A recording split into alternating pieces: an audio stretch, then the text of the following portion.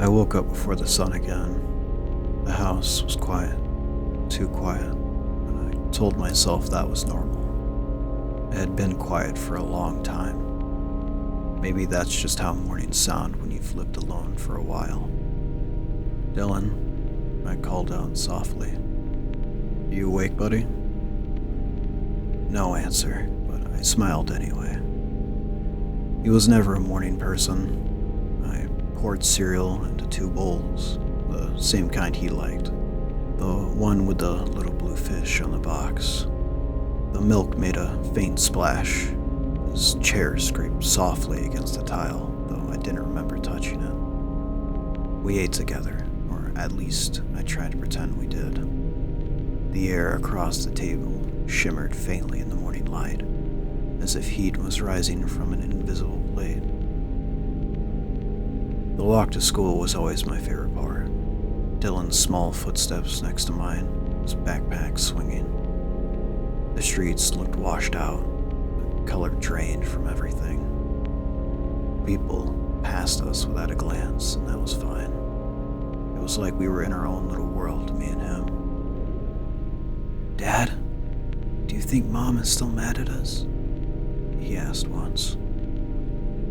Your mom just needs time, I said.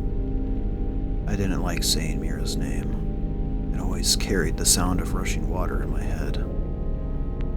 He nodded, but there was always something about his voice.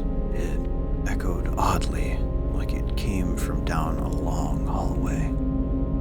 The neighbors have stopped talking to me.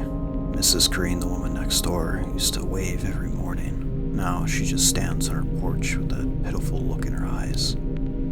I tried to tell her that Dylan had started first grade this year, that he was doing great, that he liked drawing whales and rivers. She just nodded, tight-lipped, and hurried inside. I don't understand why people are acting like this.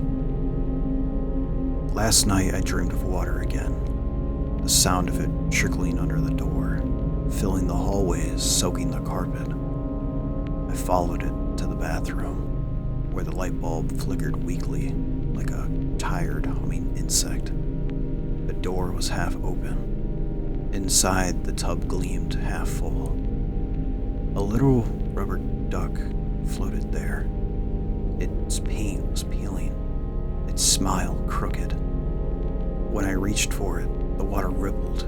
Something moved just beneath the surface.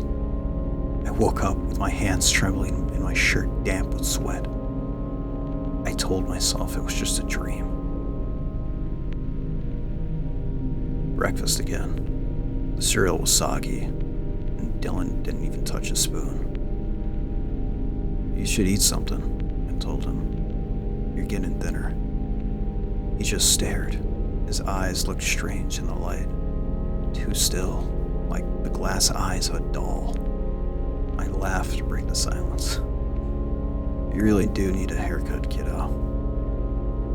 When I blinked, the chair across from me was empty again. Work has been difficult lately.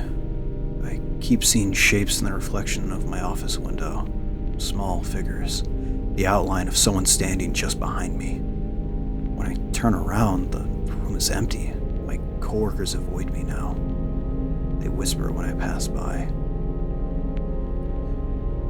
I called Mira once, just to hear her voice. But when she answered, she didn't speak. All I could hear was the sound of water running endlessly in the background. The line went dead. Today I found something strange. The bathroom door upstairs, the one that's always locked, was open. I don't remember unlocking it. The air smelled faintly of mildew and something old. The tiles were damp under my feet, though I hadn't used the water in days. The tub sat there, still and silent.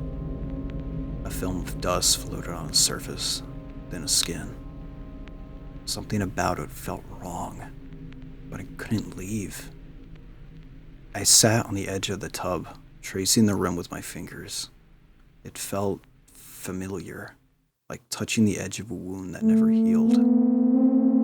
I thought I heard Dylan humming. The Same tune he used to hum during bath time. Soft, off key, coming from somewhere deep below the drain. Dylan? I whispered. The humming stopped. I don't know why everyone keeps saying he's gone. He's not gone. I saw him this morning. He wore his favorite red shirt. He smiled when I brushed his hair. He told me he didn't want to go to school because it was raining outside. I told him it's okay. I told him I'd walk with him. He said the water was cold.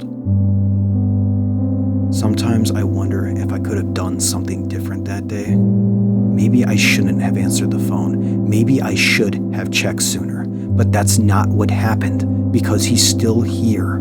He has to be. When I pass by the mirror in the hallway, I see two shapes reflected. One tall, one small, and that's proof enough for me. The house is quiet again tonight.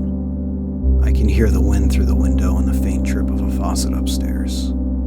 It sounds almost like someone's breathing underwater. I set out 2 plates again. I poured him a glass of milk. The air feels heavy tonight, but I don't mind. Come on, buddy, I say, smiling. You'll be late for school. I look across the table, and there he is. My little boy, smiling back at me.